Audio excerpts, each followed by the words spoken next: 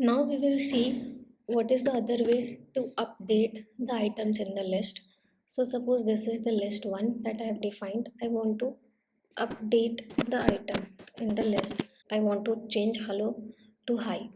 We can use the range operator, I mean the slice operator for that purpose. At index 0, the value is hello. I want to make it as hi.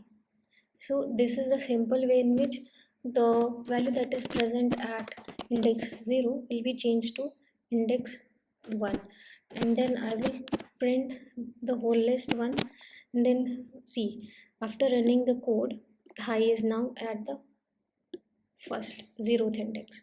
So in this way we can update the item. Suppose I have to update the item starting from 0 to false, then I can use the range slice operator.